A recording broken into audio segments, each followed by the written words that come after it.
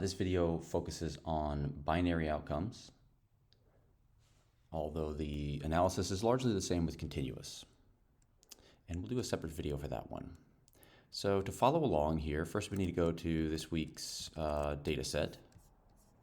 And for binary outcomes, we'll use this anti-coag, which is looking at the risk of death in subjects with cardiovascular disease taking anticoagulants in the treatment group or not in the control group.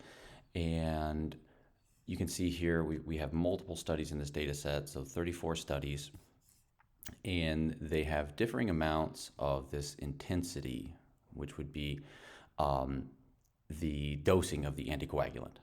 We have low, moderate, and high, as you can see there. So what I'll do is, of course, copy this and we'll paste this into SPSS. And from here, we want to compare now the risk of death in our treatment group compared to our control group. And so to do this, we go to Analyze, Meta-Analysis, and these are binary outcomes. We're either dead or not. And you can see here we have actual counts of subjects in each column, so I'll go to raw data here. All right, and from here I need to now move my variables around and say, okay, what is a success in the treatment group? Well, that would be treatment survivor, and treatment death will be the failure. Control survivors are the success there. Control deaths would be the failure in the control group. Study ID is just going to be a label, so we'll go ahead and put that in there. This will just let us see which results correspond to which study in the accompanying plots. The effect that we want to spit out here, I think the easiest to interpret would be a risk difference, but you have your choice here. Maybe you prefer risk ratio, that's absolutely fine. Maybe you're some sort of masochist and want to think about odds ratios. That's cool too, you can use that. Don't play with model here, leave it random effects. What this will do is assume that the effect could differ between studies. That is, the effect isn't fixed, instead it's random, it differs between studies. You can use a fixed effect model, but I would shy away from those. Make random effects your knee-jerk reaction, unless you have good reason to go with a fixed effects model. I won't play around in criteria, none of that really matters to us. Analysis does, because we might think that the effect would differ based on the intensity of anticoagulant treatment. So we'll add intensity into this subgroup analysis box here, and what that will do is analyze the studies that had high intensity separately from those who had moderate intensity, separate from those who had low intensity. We won't need to worry about inference here. Bias we might worry about, so we'll go ahead and we'll click on that one. We do want to do Egger's test here, and this is going to look at whether or not we have some potential for publication bias. And so this will be a statistical test that we'll use along with our funnel plots to make that determination. Trim and fill is something we would use if we had good reason to believe that there were missing studies. That is, there was publication bias, and it's very simple. You trim out the outliers and you put in some made-up studies to make a more symmetric funnel plot. We're not going to play with that, but you certainly can, and I encourage it. Print. This will output a few statistics that we want to know about. So we'd like to have some idea of, okay, how different are the studies from one another? Am I looking at a whole lot of similar effects? Are they wild? Are they all over the place? And that's what the test of homogeneity is going to tell us about. If there is heterogeneity, we want some measures down here to kind of estimate, okay, how big is it? And a prediction interval is helpful because it tells you, if we were to do one more study, what's the range of values that we think that one study might find? You'll notice prediction intervals are always wider than confidence intervals. The confidence interval is trying to predict the overall average effect, whereas the prediction interval is trying to predict the potential value in an individual study. So that's helpful for us when we're gauging, all right, how variable is the response? Save might be helpful if we want to get any of this nifty stuff here. I'm not too worried about it. I can just look at the printout that I'll get from plot. So I'll get all that stuff, I just won't save it into my data. So we definitely want a forest plot, and we absolutely want the effect size. We want the confidence interval. It's nice to know the weight.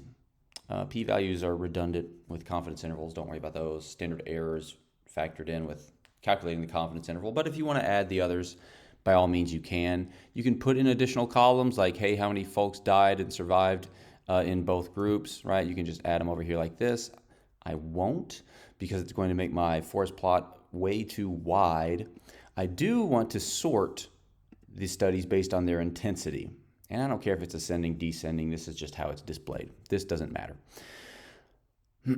Okay, now we want a few annotations. We're going to run these tests, but it's always good to put your homogeneity test and your heterogeneity statistics on the forest plot in case you just want to share that one forest plot with somebody. It's nice to add a reference line at the null effect, that is 0 for a difference, 1 for a ratio, so that we can better interpret our confidence intervals. One more plot to add is the funnel plot, and this will help us with publication bias. We don't need to add any sort of labels or anything. The subgroup analysis function will take care of that for us. So we'll just say continue, and finally spit out the results. Okay. This just summarizes what we did. We have a binary outcome. We're looking at the risk difference, assuming random effects, blah, blah, blah, blah, blah. We don't care about this, so we don't really care about this. There was a missing value that got dropped. Okay, that's fine. Okay, we start to care here.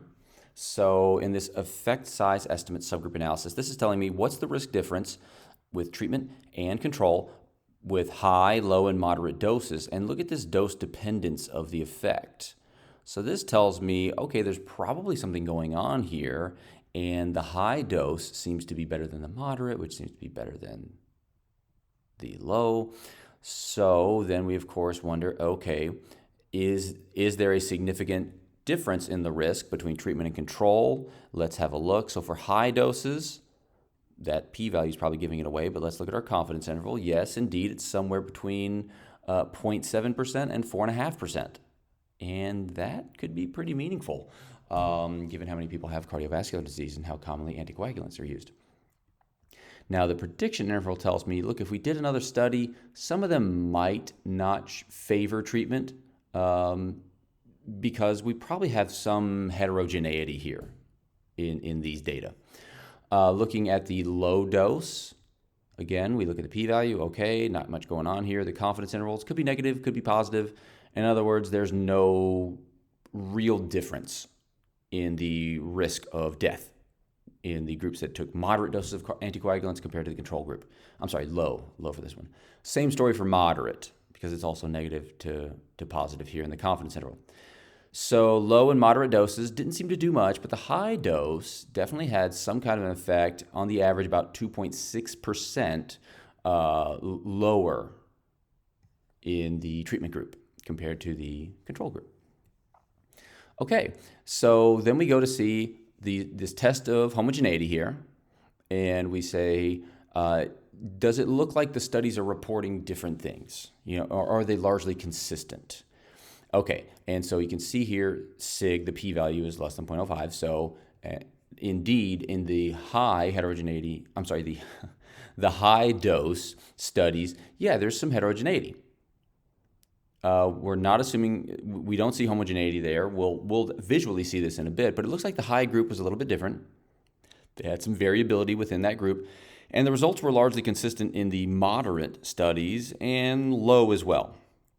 So we're not rejecting the null. We're assuming there's no difference in the reported effects across studies, only in the high dose group. Now, how big of a difference is it? Okay, we look at tau squared. All right, 0.1%. All right. So given my risk difference is on the ballpark of 2.6%, that ain't nothing, but it's not whopping, right? Another way of interpreting heterogeneity is looking at this I squared, and I offer some guidance in my notes. Basically, the closer this is to 100, the more heterogeneity there is. We can see that the tau squared, the amount of variance is 0 in these other two groups, the low and moderate, and that's because, as we saw up here, there is homogeneity, so there is not heterogeneity. Yes, these two tables are very much, to some degree, redundant in that they're showing the same direction of effect, but They're describing it differently.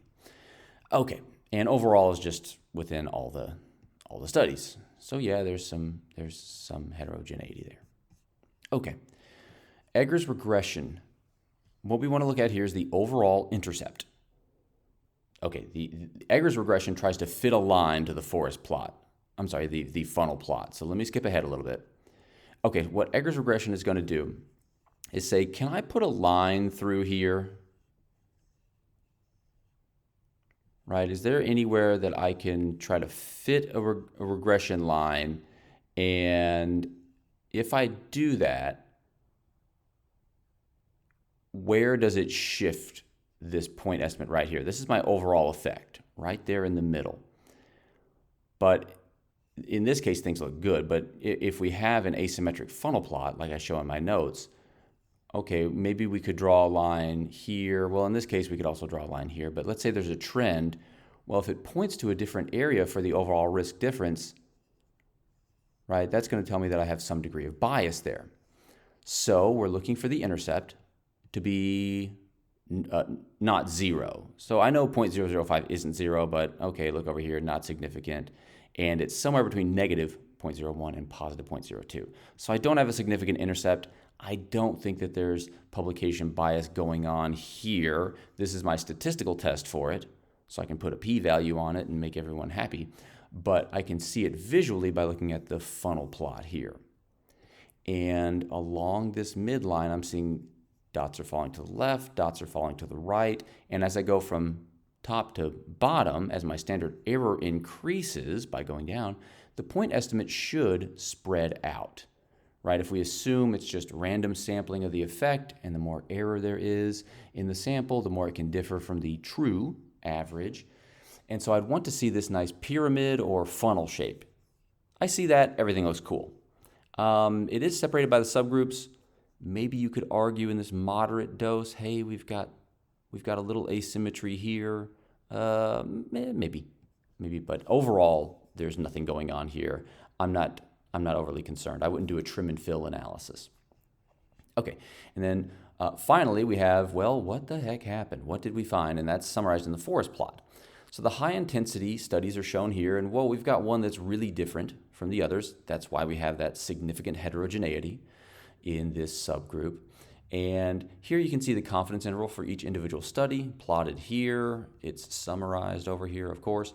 The weight corresponds to the size of this square, right, the point estimate, and that determines how much this study contributes to the overall effect shown in the diamond.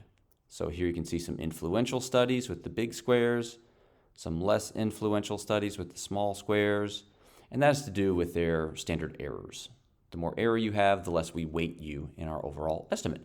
And we get this here, and we can see, okay, in the high-intensity subgroup, we're estimating somewhere between a 1 to 4% risk difference, which might not sound like a ton, but is probably quite meaningful, given the number of folks who are expected to take anticoagulants, right? If we turn that into a number needed to treat, it's somewhere between 25 and 100 people. So for every 25 and 100 people that take high-dose anticoagulants, we're going to prevent one additional death than we would have otherwise. Okay, obviously not forever, but for the duration of this study.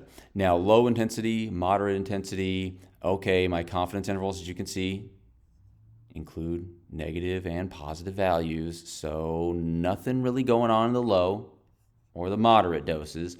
And so if we look at their diamonds over here, yes, the null line, that gray line there, is included in them.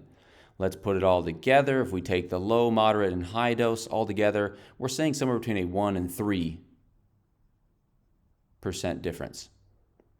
Whereas on the average, it's about 3%, going from about 1 to 4% for the high dose. We already looked at our homogeneity and heterogeneity estimates. This is the same thing for the overall model. Hey, indeed, there is some heterogeneity. How much? Not a ton, but this is getting close to 1. There's some. I'm not overly worried about it. And that would be the end of it, right? We would take our confidence intervals, we would report them, and we would come to the conclusion that we want to take the high dose right up here.